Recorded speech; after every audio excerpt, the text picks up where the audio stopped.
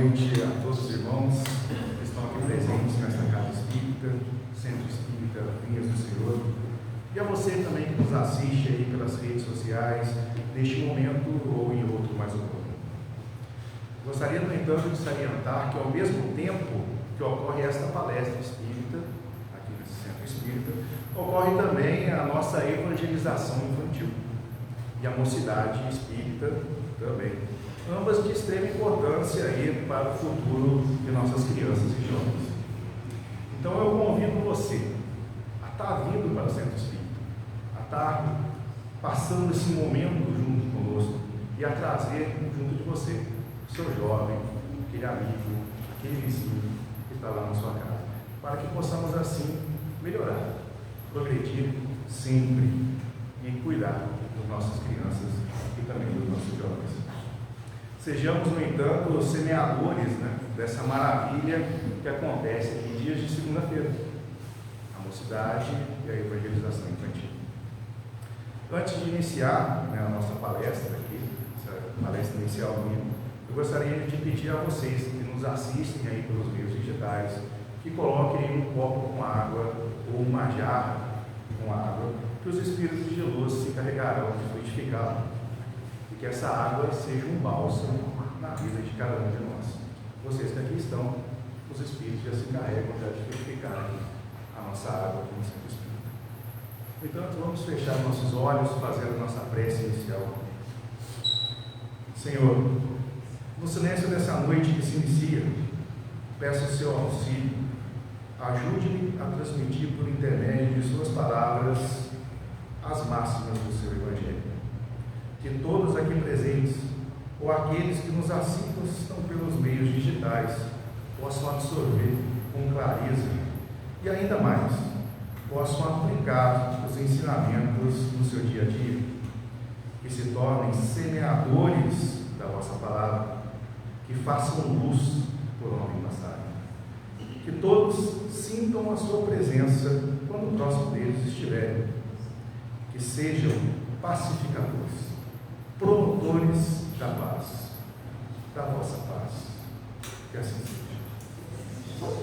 Pois bem, após um longo tempo frequentando aqui a casa espírita, estudando um pouco do Evangelho segundo o Espiritismo, estudando o Pentateuco espírita, eu recebi esse convite de estar vindo ministrar para vocês aqui uma palestra. Confesso até que eu fiquei muito assustado, porque graças ao nosso amigo que veio me trazendo de pouquinho em pouquinho, com algumas explanações, eu consegui decidir começar com breves palestras.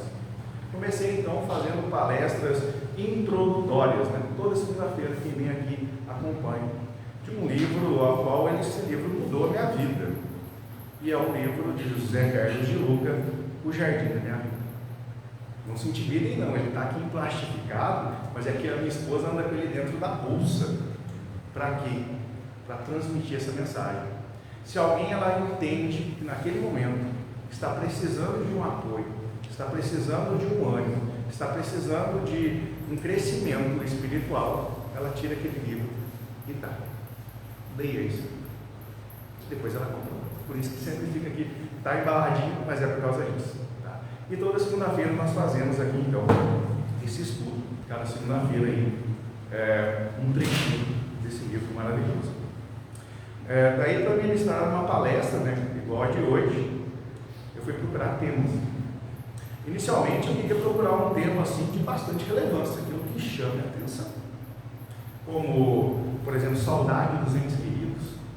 Quem não tem saudade daquele que se foi? A vida após a morte. Quem não tem curiosidade pós o desencarne?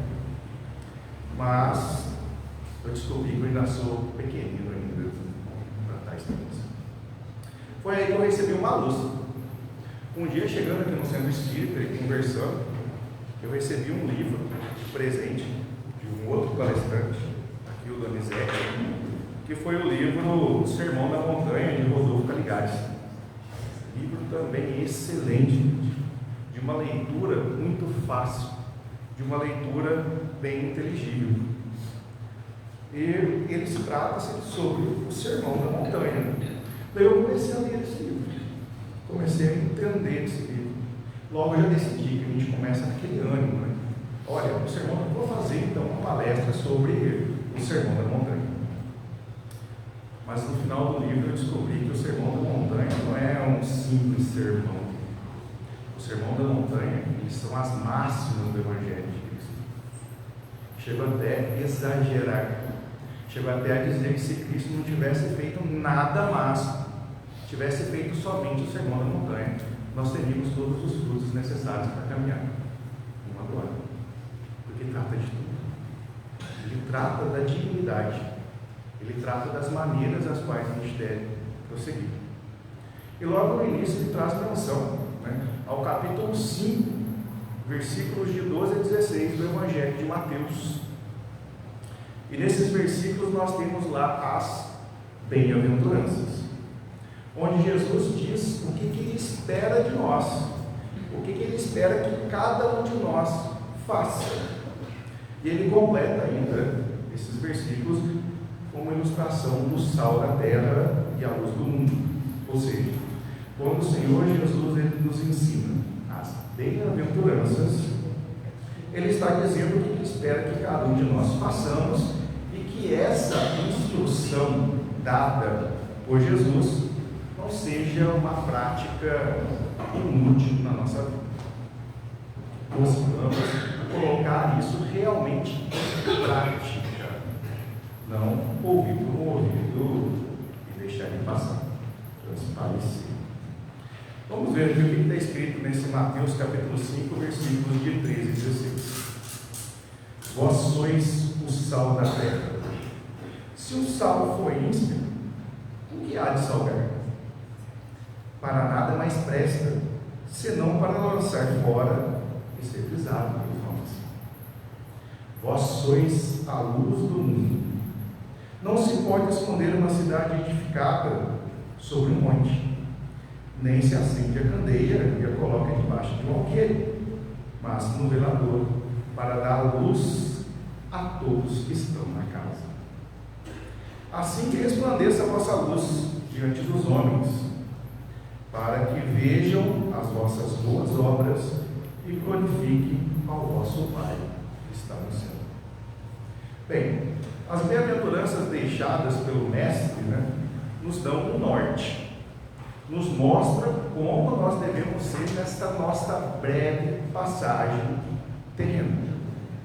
Ela nos mostra que nós devemos ser mansos, devemos ser pobres de espíritos, devemos amar uns aos outros, devemos ser humildes, dentre outros. Mas devemos, acima de tudo, aplicar cada uma dessas bem-aventuranças. E ele faz questão de ressaltar isso quando ele disse naquela parábola anterior, que se nós não praticarmos, nós seremos como o sal que perde o seu sabor e que nada mais serve. Ou como aquela luz que colocada em um local irregular não vai iluminar, não serve para nada. Então está aí a importância, o propósito de colocarmos em prática todos os ensinamentos ditos por Jesus, ainda mais pelas bem-aventuranças neste sermão da montanha. As bem-aventuranças, então, elas são a chave do caráter do cidadão para com o reino de Deus. Feito todo esse aparato, onde eu fui pesquisar, eu acabei chegando de novo numa Berlim. É humanamente impossível eu chegar aqui em uma palestra e falar de todas essas bem-aventuranças. Ser manso, pacífico, é impossível. Então eu descobri que assim como lá no direito a gente tem a nossa hermenêutica jurídica, Jesus ele tinha o seu modo mais apurado de repassar as suas informações, mais avançado, eu digo. Ele trazia suas informações através de parábolas, que são pequenas histórias do nosso cotidiano que ilustram os seus ensinamentos. Como, por exemplo, a luz colocada no local irregular. O sal, coisas do cotidiano, que se não fizermos, não vai dar certo. Assim sendo, eu descobri então falar sobre essas bem-aventuranças. Bem-aventuranças, ou seja, felizes, né? Bem-aventurados, glorificados. Então, as bem-aventuranças, então, tratemos uma por uma em cada uma de minhas palestras a partir de hoje, assim como eu faço todas as segundas-feiras aqui do José Carlos de Luca. E para começar, essa primeira bem-aventurança da data de hoje, nós trouxemos, eu trouxe aqui, né? Bem-aventurados os pacificadores, pois serão chamados de filhos de Deus. Existem outras traduções para essa mesma bem-aventurança, como por exemplo, bem-aventurados consoladores, pois serão chamados filhos de Deus. Mas o nosso irmão Haroldo Dutra, que traduziu o Novo Testamento direto do grego, ele nos diz que estava escrito lá em grego: aquele que exerce a paz, nos remetendo então aos promotores da paz. Gente, porque nós temos o amigo da paz, quem aprecia a paz, e temos o agente da paz, que é aquele que promove a paz. É diferente o amigo da paz? Sim, é diferente, mas esse também tem muito valor, e precisamos dar todos os créditos àquele que gosta da paz. Todos os créditos são dados a ele, porque infelizmente nós temos irmãos, temos companheiros que amam a confusão, que amam a guerra, e às vezes essas pessoas nem promovem a confusão, mas elas se alimentam dessa confusão. Isso é engraçado, mas como nós temos nos mundos dos insetos a abelha, que se alimenta do néctar das flores, ela é forte, ela é guerreira, ela trabalha, ela dá a vida para salvar outros de sua espécie. Na contramão disso, nós temos a mosca. A mosca, ela se alimenta de lixo, ela não gosta de trabalhar e não se dá o crédito nem de cuidar das suas futuras gerações, pois ela utiliza de um hospedeiro para colocar seus ovos, que a gente conhece aí muitas vezes por verme, que às vezes dá no cachorro ou no animal. Então, se isso acontece na natureza, também acontece no nosso plano espiritual. Bom, e tem pessoas que se alimentam de tudo que é ruim, de ódio, de intriga, de confusão, de perturbação. Tem sim. Existem pessoas que amam a intriga, que querem firmemente se alimentar de uma discórdia. Isso porque a paz muitas vezes incomoda. Existem ainda pessoas que, se nós as colocarmos em um clima de serenidade, elas ficam perturbadas, elas adoecem, elas perdem esse seu alimento. Neste clima elas são, porque nesse clima elas são obrigadas a olhar para dentro de si mesmo, e quando veem que estão erradas, dói saber que estão erradas, estão acostumadas a só fazer o mal, e é preciso um trabalho muito intenso para que essas criaturas mudem os seus hábitos, passem a ter uma nova alimentação fluídica, comece a se alimentar daquilo que é bom, alimentar-se da paz, da alegria, da felicidade e da concórdia e também da amizade. É um treino muito grande. E de um lado ainda pior, existem aqueles que sentem o prazer com a intriga, que sentem o prazer com a confusão. Esses são os agentes da discórdia.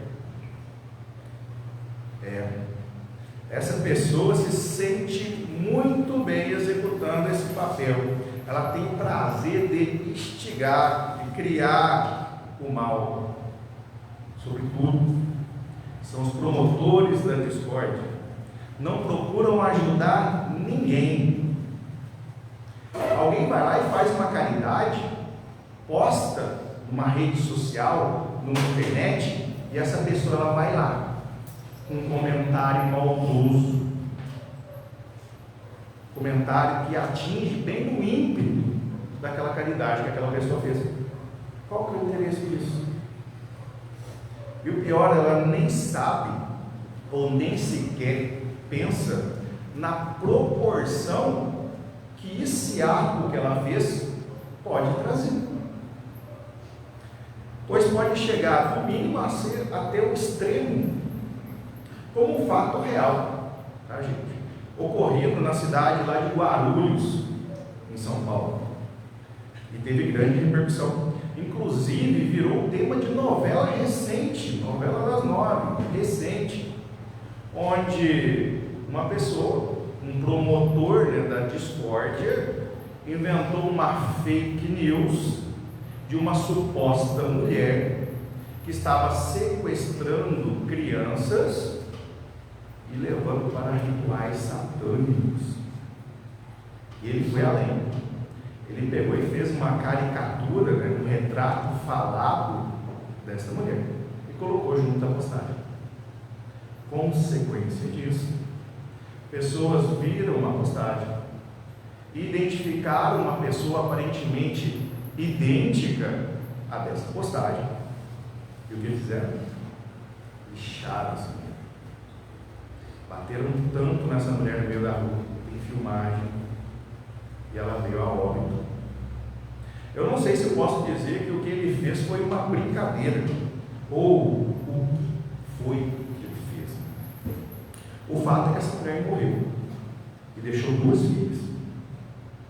Agora eu pergunto, ela devia alguma coisa?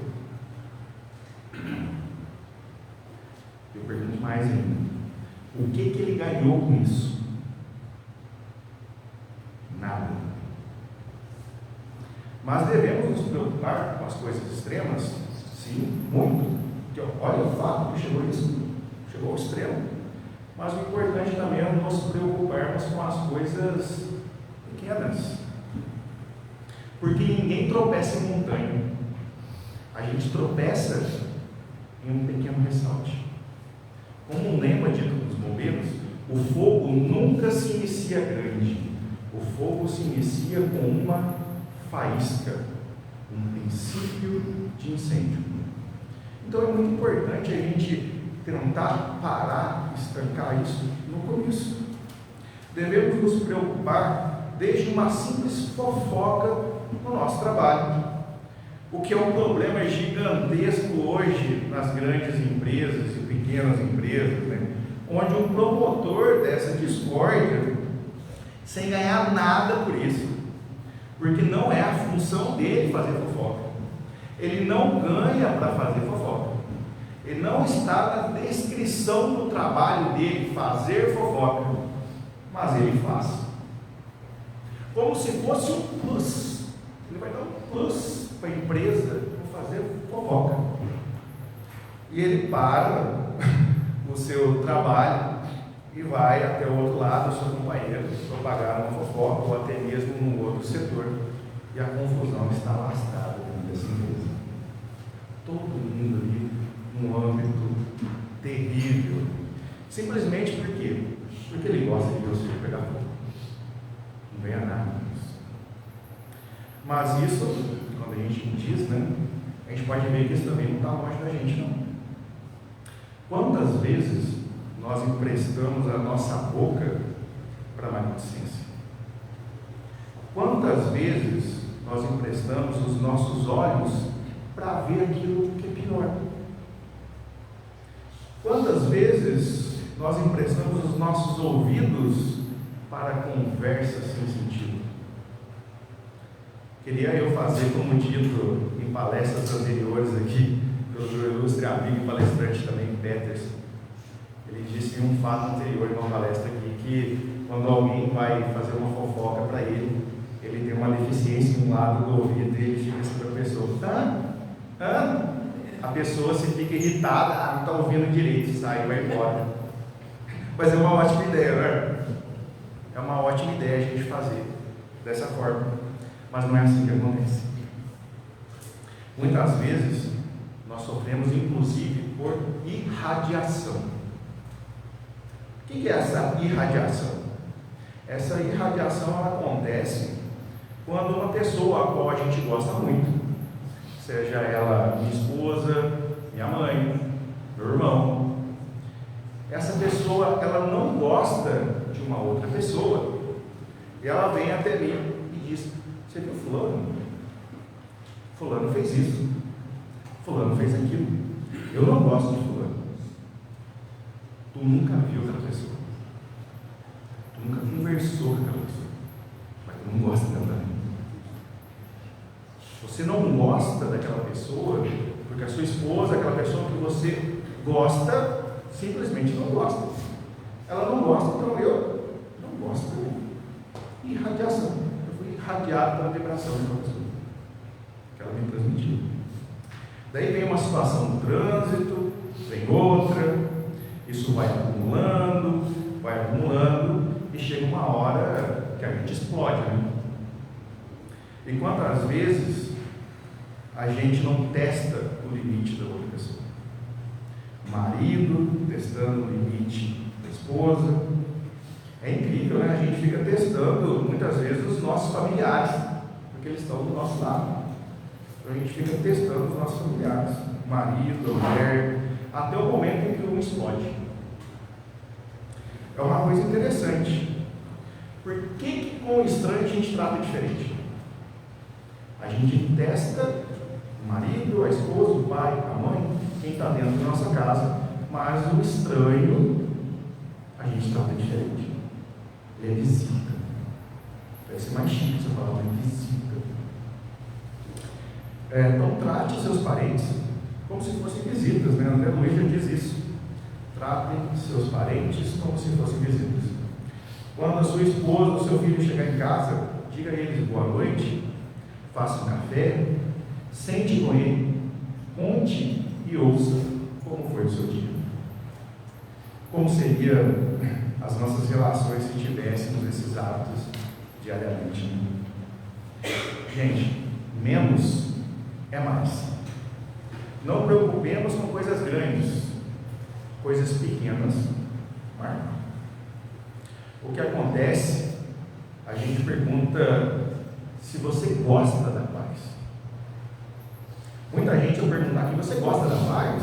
Vai responder: eu gosto da paz. Mas, então por que você não promove a paz? Tivemos vários promotores da paz que nos orientam. De tempos em tempos, vem aparecendo novos. Mahatma Gandhi, Martin Luther King, Lutero, Jesus, Madre Teresa de Calcutá. Quanta gente que já veio para nos mostrar o caminho. E a gente fala que gosta da paz, mas a gente não promove a paz. Então digamos, chega de fofoca. A fofoca deve chegar até mim e deve morrer. Sejamos como esse lema de Madre Teresa de Calcutá. Madre Teresa de Calcutá sempre disse que ela era a última porta a se bater. Quando ela estava no convento dela, aquele que chegasse até ela, dela não passava. Era a última porta a se bater. Sejamos como Madre Teresa de Calcutá nesse ponto. Isso significa ser pacífico. É quando todo mundo perde a razão, mas aquela pessoa se mantém tranquila. Esse sim é o amante da paz. Ele ama a paz. Esses sim são os bombeiros da paz. Quando o circo está pegando fogo, Deus manda eles, porque só eles são capazes de apagar o incêndio.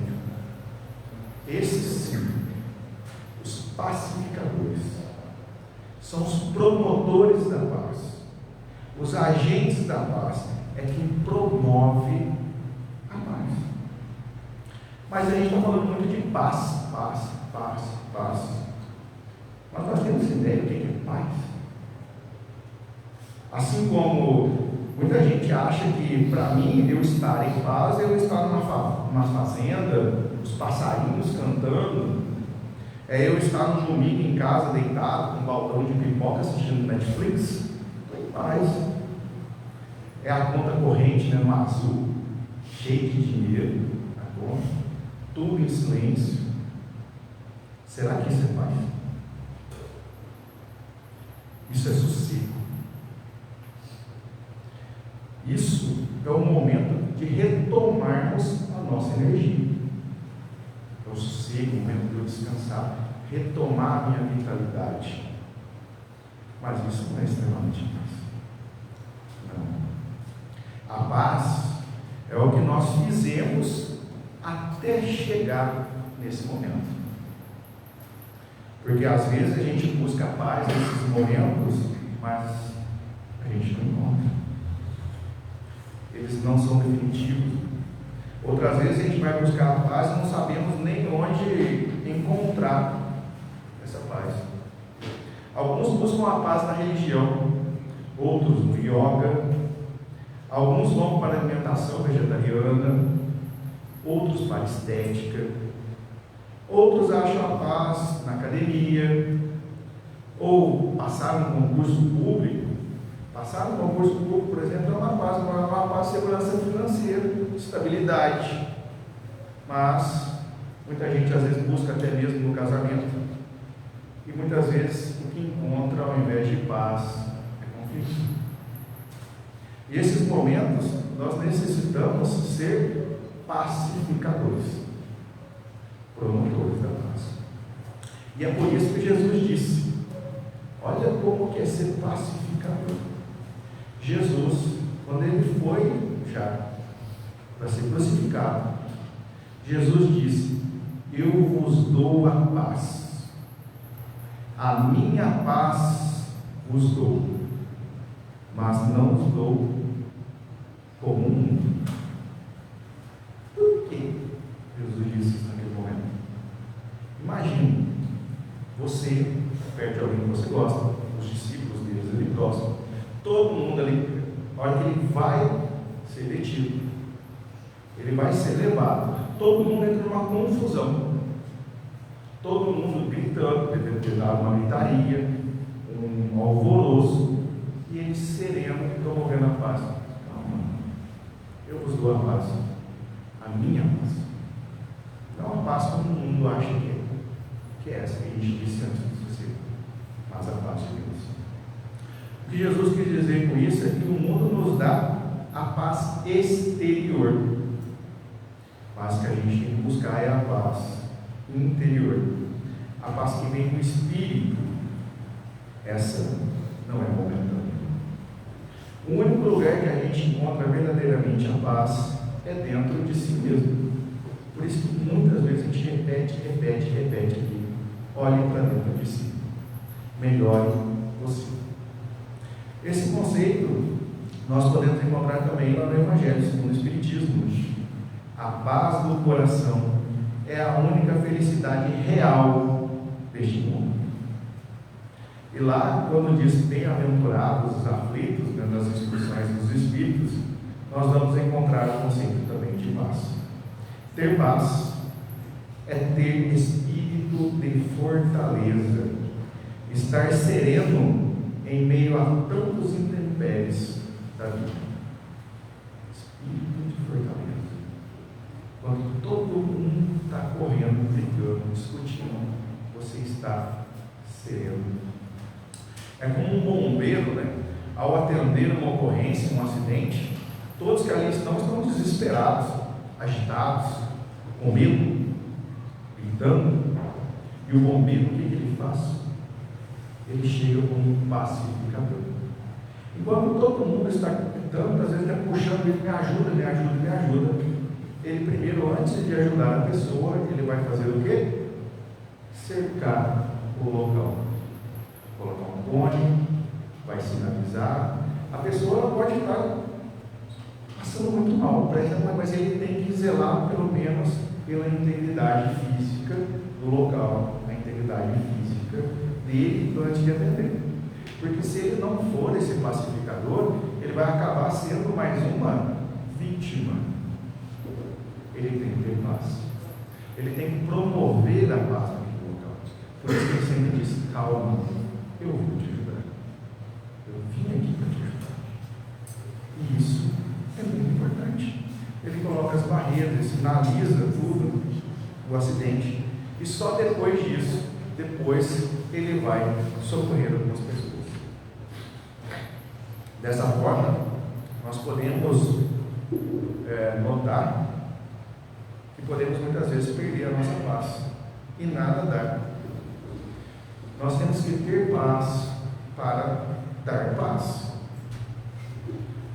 Num grupo maravilhoso como os Narcóticos Anônimos e também os Alcoólicos Anônimos, em toda reunião eles fazem uma prece maravilhosa, que é a prece da serenidade. E essa prece ela é muito bonita, porque ela ajuda a nos distinguir aquilo que eu consigo, daquilo que eu não posso e daquilo que eu posso. Ela é da seguinte forma: Senhor, conceda-me a serenidade para aceitar as coisas que eu não posso mudar, coragem para modificar aquelas que eu posso e sabedoria para distinguir uma das outras. Então, confiar em Deus, confiar em si mesmo, aí está o segredo de adquirirmos a paz de espírito, o espírito de fortaleza necessário para lidar com esses intempéries da nossa vida. Procurar, antes de dizer algo, se colocar no lugar daquela pessoa. Ou ainda pensar como Jesus disse nesse caso: buscar incessantemente ser um promotor da paz. Caso não seja possível, pelo menos não dissemine o mal. Faça com que morra em você, como dito lá com Madre Teresa de Calcutá. Então, o pacificador, no entanto, é aquela pessoa que está em paz, sem a paz. E ainda mais, ela consegue levar a paz a outra pessoa. Gente, temos um exemplo gigantesco desse gesto aqui mesmo na nossa casa espírita. Quase todos os dias, temos até sábados, que é o dia que não tem palestra, mas nós temos exemplos gigantescos de pacificadores nessa casa espírita. Aonde que a gente encontra esse exemplo gigantesco na casa espírita? O nosso atendimento fraterno. O nosso atendimento fraterno está repleto de pacificadores. Pessoas que abdicam da sua vida, pessoas que saem da sua casa para vir aqui em prol de ajudar o outro companheiro que está em aflito. Então, aquilo que a gente diz: sejamos pacificadores, sejamos multiplicadores, busquemos a paz, jamais a confusão. Então, bem-aventurados os pacificadores, pois serão chamados filhos de Deus. Esta foi a minha proposta de hoje, de plantar esta sementinha da paz em cada um de vocês, de mostrar que também aqui no Centro Espírita você pode encontrar um agente, um promotor da paz no atendimento fraterno. Não fique sozinho, você nunca está sozinho. Que Deus abençoe. Eu vou fazer só a nossa prece no final aqui. Tá? Vamos todos fechar nossos olhos. Amado Mestre Jesus, gostaria de agradecer a vossa presença, agradecer ao ensinamento deixado nessa maravilhosa obra. Gostaria de agradecer aos Espíritos de luz, nossos anjos da guarda, que nos acompanham, e pedir que agora em diante nos intuam para a prática desta bem-aventurança, que possamos possamos ser promotores da paz, levar a paz aos mais necessitados.